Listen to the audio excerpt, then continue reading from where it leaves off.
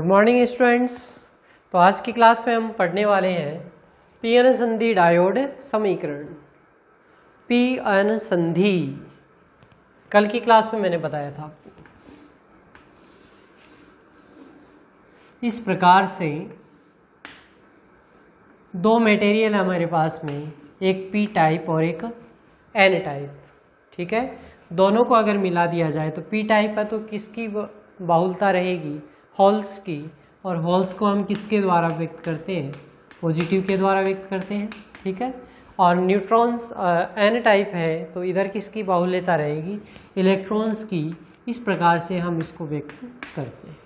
ठीक है, अगर इसको संधि को मिला दिया जाए यानी पी एन एक तरफ पी टाइप और एक तरफ एन टाइप, तो मध्य का जो क्षेत्र रहता है, अब मध्य का ऐसा नहीं है क्षेत्र हमने उसका रोक रखा है कि इसके इधर एन टाइप मिला दिया इधर पी टाइप मिला दिया, तब अलग सिचुएशन हो जाती है। ये पूरा पी टाइप है और ये पूरा एन टाइप है, तो बीच के अंदर इधर नेगेटिव और इधर पॉजिटिव आ जाते हैं। तो इनके आने से क्या होगा, यहाँ पर x1 से x2 दूरी, ऐसा मान लेते हैं हम कि ये बीच में ये क्षेत्र था, यानी यहाँ तक तो क्या था? एन टाइप था और यहाँ तक क्या था? यहीं तक क्या था? पी टाइप था। ठीक है ना। लेकिन इन आवेश वाहकों के इधर विसरण के कारण से ये एक बीच का एक क्षेत्र बन जाता है जो कैसा रहता है? विद्युत रूप से उदासीन रहता है। और ये जो बाकी शेष आवेश वाहक यानी इलेक्ट्रॉन्स और होल्स, उनको इधर गति करने नहीं देता है। और ये क्या कहलाता है? आपका विभव रोधिका। विभव रोधिका भी कहते हैं हम इसको, या हम इसको क्या कहते हैं? अवक्षय परत। विभव रोधिका के बारे में मैंने आपको लास्ट क्लास में बताया था। अवक्षय डिके, किसका क्षय? तो आवेश वाहकों का क्षय हो जाता है, इसलिए ये परत क्या कहलाती है? आपकी अवक्षय परत है, वो कहलाती है। और ये डिपेंड करती है आपकी किसके ऊपर? अगर दो ही तो क्षेत्र रह सकते हैं आपके, अग्र बायास और पश्च बायास, फॉरवर्ड और रिवर्स बायास। अगर अग्र बायास रहेगा तो इसका मान क्या हो जाएगा? कम हो जाएगा, संकुचित हो जाएगी। और पश्च बायास होने पर ये क्या होगी? विस्तार है वो हो जाएगा। ठीक है, तो ये सारा हमने लास्ट क्लास में पढ़ लिया था। अभी हम इसके बारे में पी एन संधि डायोड समीकरण है वो उसका मान ज्ञात करेंगे। तो चित्र में जैसे दिखाया ही गया है, अवक्षय परत की मोटाई क्या है? x1 x2 है और इसके दोनों ओर विपरीत प्रवृत्ति के मुक्त आवेश वाहक है वो स्थित है। अब दोनों मुक्त आवेश वाहकों को ये परत अलग करती है, इस कारण ये क्या कहलाती है? अवक्षय परत कहलाती है। इस पर विभव रोधिका उत्पन्न होती है। ऊर्जा आरेख के द्वारा समझे तो कैसा रहेगा इसका? तो ऊर्जा आरेख से अगर हम इसको बताना चाहें तो देखो,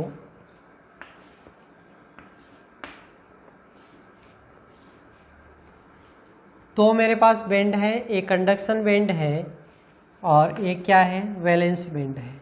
ठीक है ना। अब इनके अंदर क्या रहती है? ऊर्जा रहती है। तो मैं कहता हूँ कि ये मेरे पास में ई वी है, एन है और ये क्या है? ई सी एन है। ठीक है, और यहाँ पर मेरे पास में ई पी एन है, ई सी पी है और ये क्या है? E V P. चलो, यहाँ पर इसके Fermi levels E F,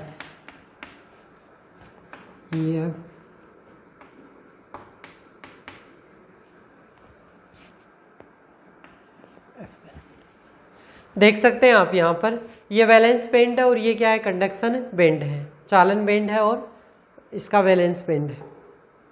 valence यानी संयोजकता कोष और कंडक्शन यानी चालन कोष या चालन बेंड। अब दोनों के अंदर अगर साधारण आप स्थिति देखते हैं तो दोनों के मध्य फर्मी लेवल क्या होता है? दोनों के मध्य में होता है, जिसको हम क्या कहते हैं? Fermi level. इलेक्ट्रॉनों या आवेश वाहकों के पाए जाने की प्रायिकता होती है। लेकिन अगर पी टाइप और एन टाइप दोनों के लिए देखें तो अपने को डिफरेंट ही स्थिति पता होती है। अगर एन टाइप की बात करूं तो एन टाइप में क्या रहते हैं? मुक्त आवेश वाहक, और मुक्त आवेश वाहक कौन है? इलेक्ट्रॉन्स है। तो इलेक्ट्रॉन सामान्यतः क्या करते हैं? कंडक्शन बैंड में रहते हैं, इसलिए इसका फर्मी लेवल है वो भी किसके पास होता है? आपके इसके पास कंडक्शन बैंड के पास होता है, जबकि होल्स रहते हैं वो हमेशा किस में रहते हैं, चालन बैंड में रहते हैं, इसलिए इसका फर्मी लेवल कहाँ हो गया, इसके पास वो आ जाता है। ठीक है, इस प्रकार से ये मान है ये अपने को प्राप्त होता है। तो अगर इसको पी टाइप और एन टाइप के लिए अलग अलग तो मैंने बता दिया, अब इसको संयुक्त रूप से करें तो संयुक्त रूप से अगर जब हम इसको डायग्राम द्वारा स्केच करते हैं तो ये किस प्रकार से मान मिलता है, क्योंकि पी एन टाइप है, मटेरियल हमारे पास एक है, तो उसके अंदर ये ध्यान रखना कि ये जो है एक ही होता है, यानी फर्मी लेवल एक ही होता है। इधर क्या है पी एन, तो इधर आ जाएगा आपका E P E F P, है ना, और इधर फर्मी लेवल पी के लिए, और इधर क्या आ जाएगा ई फर्मी लेवल किसके लिए, एन के लिए, ई एफ पी और ई एफ एन। ठीक है ना, पी टाइप और एन टाइप के लिए ये जो फर्मी लेवल है वो इस प्रकार से अपने को मिलेगा। देखते हैं कैसा मिलता है। तो मैंने कहा कि इसमें कौन रहता है, आवेशवाहक अधिक कौन रहेगा इसमें, तो इसमें होल्स हैं वो इसके पास में रहते हैं। ठीक है, यानी ये स्थिति है वो इसमें रहती है।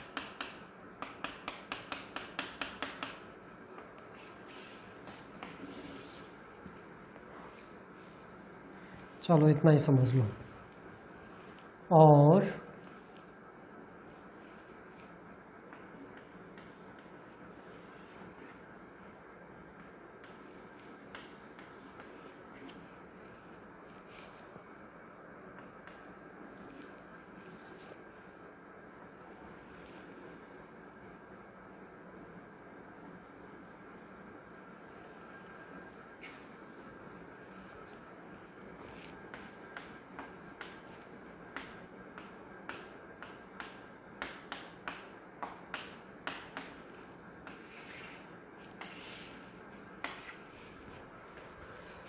ये स्थिति इसमें रहती है।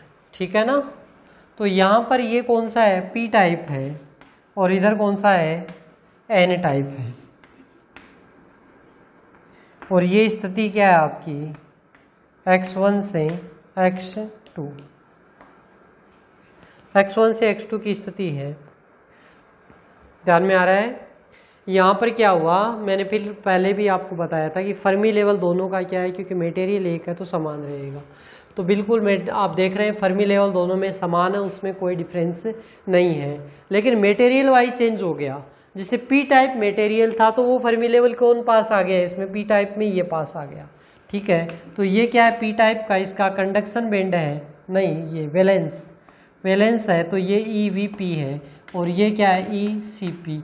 तो देखो अब इसका जो पी टाइप पदार्थ है उसके लिए आप देखेंगे कि इसका जो वैलेंस बैंड है वो फर्मी लेवल के क्या हो गया, पास आ गया, और चालन बैंड उतना ही दूर चला गया। दूसरी ओर देखेंगे आप तो ये किसके लिए, एन टाइप के लिए है, और एन टाइप के लिए तो ये वैलेंस है, तो ये ई वी एन है, और ये क्या है ई सी एन है। ठीक है ना, यानी ये वैलेंस बैंड है और ये कौन सा है आपका, चालन बैंड है। ठीक, तो चालन बैंड की स्थिति आपने देख ली, यहाँ पर ये डिफरेंस हुआ चालन बैंड के लिए, एन टाइप के लिए ये क्या हो गया, फर्मी लेवल के कितना आ गया, पास आ गया, जबकि ये क्या हो गया, इसमें दूर हो गया। ठीक है ना, यानी यहाँ पर एन टाइप में कौन पास आ गया, कंडक्शन बैंड आ गया, और पी टाइप हो उसमें कौन पास आ गया, तो इसमें वैलेंस बैंड है वो पास में आ गया। ठीक है, ये सारा आपका क्या कहलाता है, पी एन टाइप के लिए ऊर्जा आरेख है, वो मैंने इसमें बता दिया। ऊर्जा आरेख में अपन देख सकते हैं कि साम्यावस्था में इलेक्ट्रॉन के लिए ऊर्जा स्तर है वो इस प्रकार से रहता है कि पी एन निकाय के लिए फर्मी ऊर्जा स्तर एक ही रहे। देखा था अपन ने कि फर्मी ऊर्जा स्तर क्या है, एक ही है, एफ एन और एफ पी दोनों समान है। इस प्रकार मुक्त इलेक्ट्रॉनों के लिए एन से पी प्रभाग की ओर प्रवाहित होने के लिए E C P minus E C N ऊर्जा की आवश्यकता होगी। कितना, E C P minus E C N, यानी कितनी ऊर्जा, इलेक्ट्रॉन अगर प्रवाहित होते हैं तो E C P minus C N, यानी इसमें और इसमें इतना डिफरेंस है, इतनी ऊर्जा की आवश्यकता इसमें अपने को रहती है।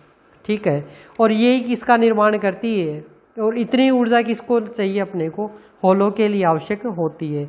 इस ऊर्जा अंतराल को हम एक विभवांतर द्वारा निरूपित करते हैं जिसे हम क्या कहते हैं, विभव रोधिका।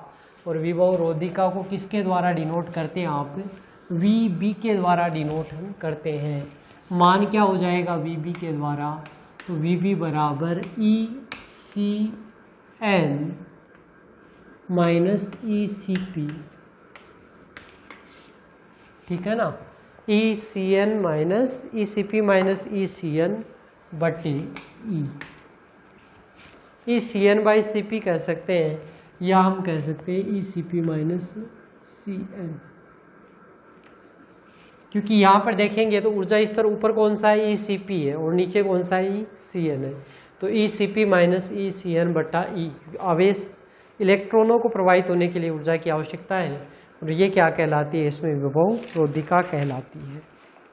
ठीक है, जब पीएन संधि डायोड पर बाह्य विभवांतर का मान शून्य होता है उस स्थिति में संधि में से कोई धारा प्रवाहित नहीं होती है, इसलिए पीएन संधि डायोड के खुले परिपथ में इलेक्ट्रॉन धारा घनत्व का मान शून्य मानने पर क्या कहा जा रहा है, कहा यह जा रहा है कि लास्ट क्लास में हमने क्या किया था वो आपको याद है कि नहीं। जो लास्ट क्लास में हमने कार्य किया था उसी को यहाँ फॉलो करना है, यानी उसका जो फाइनल रिजल्ट था वो यहाँ अपन काम में लेंगे, क्योंकि हमने उसमें पढ़ा था अपवाय के द्वारा धारा और विसरण के द्वारा धारा। ठीक है ना, तो जो फाइनल रिजल्ट आया था हम कह रहे हैं कि जब तक इस पर बाहरी क्षेत्र नहीं आरोपित किया जाता है, बिल्कुल ठीक बात है, बाहरी क्षेत्र जब तक नहीं आरोपित करोगे तब तक क्या होगा, इसमें कोई धारा बहेगी नहीं, और नहीं बहेगी तो इलेक्ट्रॉन्स और होल्स वो दोनों क्या रहेंगे, समान रहेंगे, और इस स्थिति में विभव रोधिका है वो कितना होगा, यहाँ पर विभव का मान है वो 100 करेगी। तो चेक करते हैं कितना मान उसका होता है। तो ये आपको क्लियर हो गया ना, ठीक है ना, ये ऊर्जा आरेख है वो मैंने बनाया है। बस ध्यान क्या रखना है, फर्मी लेवल इसमें पी टाइप है तो वैलेंस बैंड के पास है, और अगर एन टाइप है तो कंडक्शन बैंड के पास है, क्योंकि कंडक्शन बैंड में इलेक्ट्रॉन है और इधर जो वैलेंस बैंड है उसमें क्या है, होल है, और संधि क्षेत्र है उसकी स्थिति आपसे छिपी नहीं है, x1 से x2 तक इस प्रकार वेरी होती है। अब अपन आते हैं इसके मैथमेटिकल पार्ट में, क्योंकि हमारा जो टॉपिक है वो क्या है, पीएन संधि डायोड का समीकरण, वो अपने को याद करना है।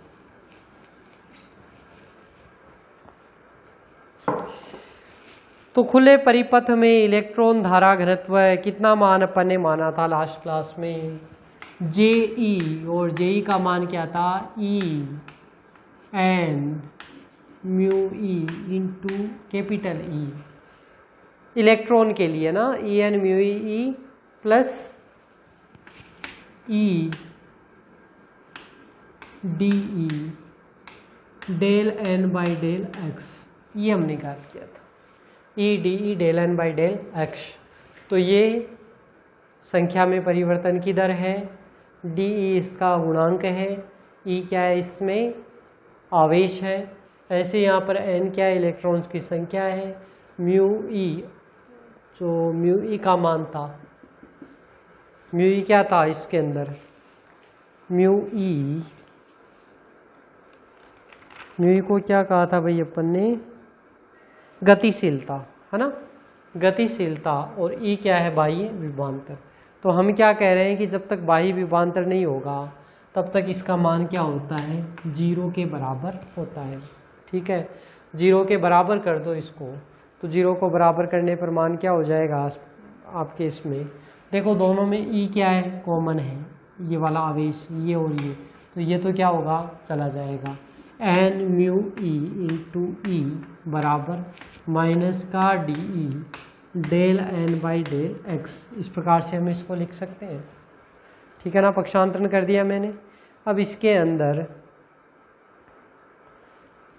म्यू E, अब देखो del N by del X, ये हिंट अपने को दे रहा है अपने को, तो N के पदों को एक तरफ कर लेते हैं, X के पदों को एक तरफ कर लेते हैं, तो mu E into E del X बराबर माइनस का DE del N by N।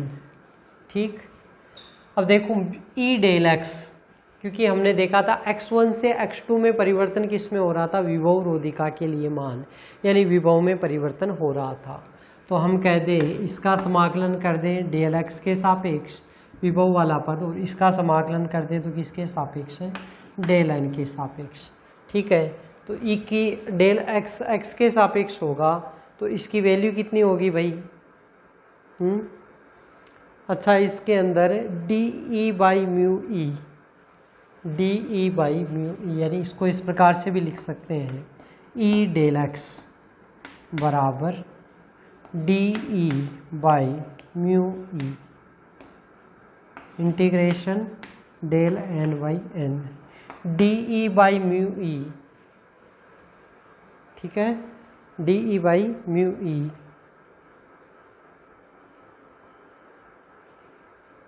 या इसको इस प्रकार से लिख लें mu E by D E, तो भी एक ही बात है, कोई दिक्कत नहीं है। मैंने इसको वज्र गुणन कर दिया इधर। ये जो मान है म्यू ई बाई डी ई, ये कॉन्स्टेंट मान होता है। म्यू ई चालकता है, डी ई इसका गुणांक है जो हमारा पहले ज्ञात किया हुआ है, और इसका जो मान रहता है वो रहता है ई बाई के टी।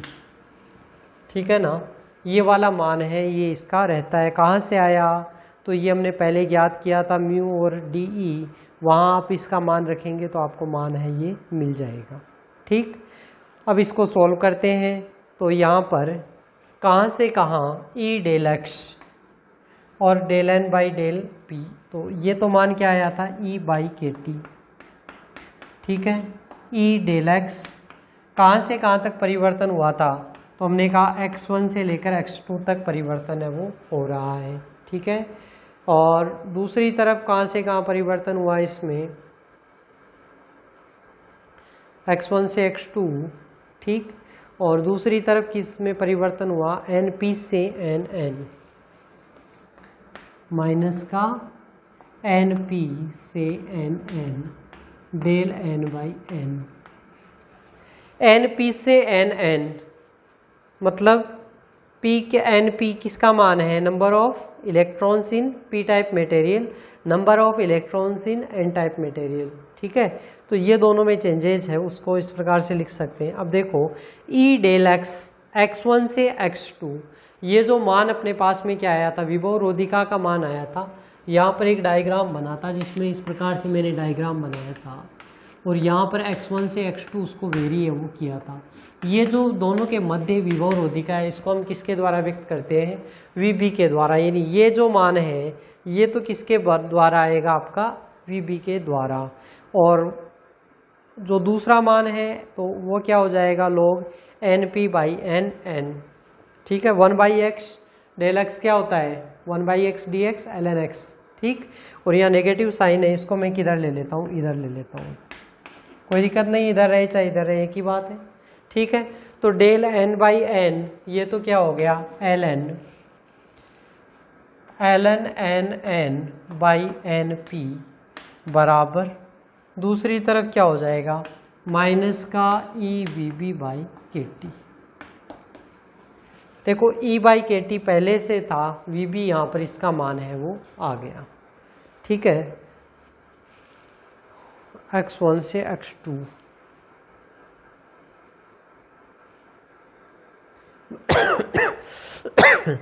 भाई यहाँ पर ये जो x1 से x2 है, इसके अंदर ये नेगेटिव साइन साथ में काम में आ जाएगा, क्योंकि x2 माइनस x1 करना पड़ेगा।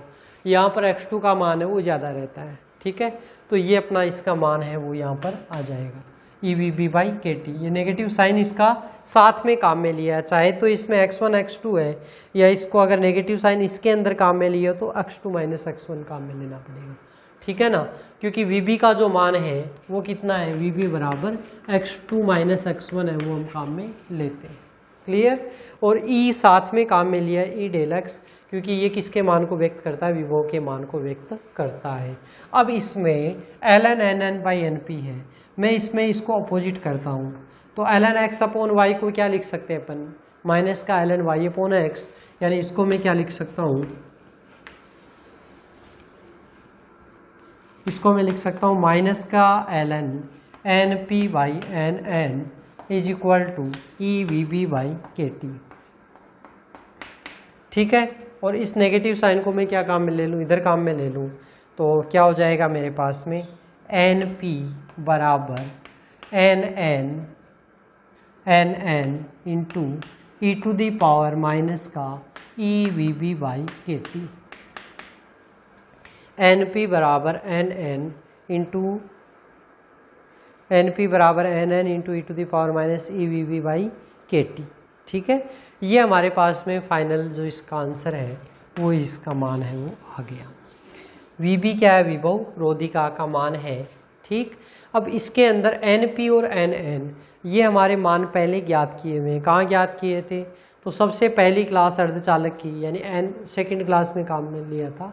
एन टाइप और पी टाइप, क्योंकि ये क्या है, number of electrons on P type और number of electrons in N type, और इसका मान कितना होता है। तो ये तो क्लियर हो गया ना आपके, इसको हटा रहा हूँ मैं, आई होप क्लियर हो गया होगा ये आपको। क्या किया है फिर से रिपीट कर देता हूँ मैं। जो विसरण धारा और एक और कौन सी थी, अपवाह धारा, ये अपवाह धारा के कारण था और ये किसके कारण था, विसरण के कारण था। उन दोनों का योग इलेक्ट्रॉन्स के लिए होता है, जिसको हम इसका धारा घनत्व क्या है, जेई, इलेक्ट्रॉन धारा घनत्व। इसको हमने कहा कि जब तक बाह्य विभवांतर आरोपित नहीं करते तब तक ये क्या होता है, जीरो होता है। तो जीरो के बराबर किया तो हमने पक्षांतरण कर दिया। पक्षांतरण के बाद में इसको डेल एन डेल एक्स को दो भागों में बांट दिया। ठीक है, और फिर क्या कर दिया, वज्र गुणन कर दिया। वज्र गुणन करने के बाद में समाकलन कर दिया। बस समाकलन किया और कुछ काम किया नहीं। समाकलन करने के बाद में एंटीलॉग ले लिया तो ये मान अपने पास में आ गया। ठीक है, इसमें तो यही कार्य है। ये वाली इक्वेशन आपको याद रखनी पड़ेगी। कहाँ से आई वो हमने लास्ट क्लास में देख ली थी। ठीक, तो ये हमने इसके बारे में पढ़ा। अब इसके अंदर अपने को मान क्या है, ये दो मान है वो और पुटअप करने हैं।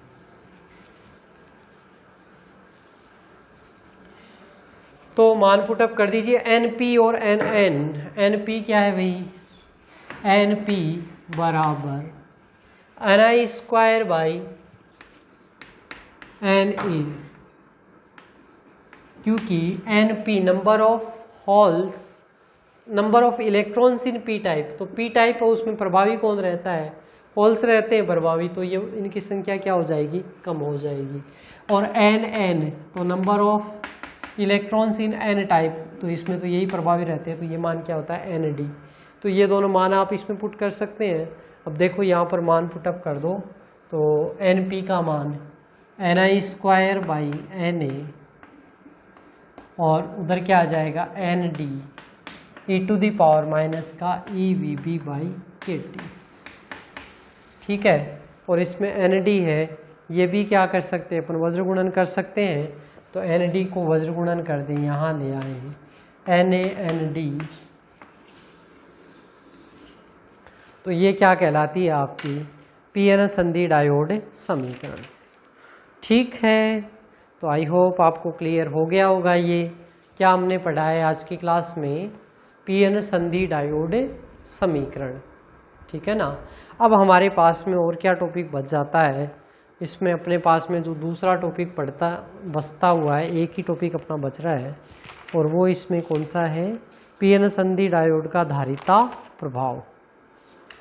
तो धारिता प्रभाव अपन पढ़ेंगे, और एक बचता है सहसा परिवर्तन युक्त संधि जीनर डायोड। जीनर डायोड क्या होता है अभी, तो जीनर डायोड तो आपका बहुत बार पढ़ा हुआ है, थोड़ा सा डिस्कस कर लेते हैं, टाइम बचा हुआ है अपने पास में।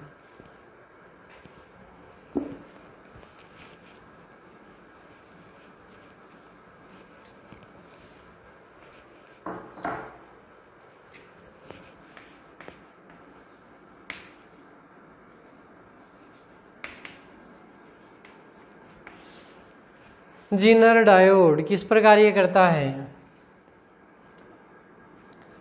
सामान्य डायोड को किस प्रकार से व्यक्त करते हैं, इस प्रकार से द्वारा। जीनर डायोड है तो उसको कैसे व्यक्त करेंगे, ऐसे। ठीक है ना, तो ये जीनर डायोड का सिंबल है, और हमेशा ये कैसे काम में लेते हैं, तो इसको रिवर्स फॉर्म में काम में लिया जाता है।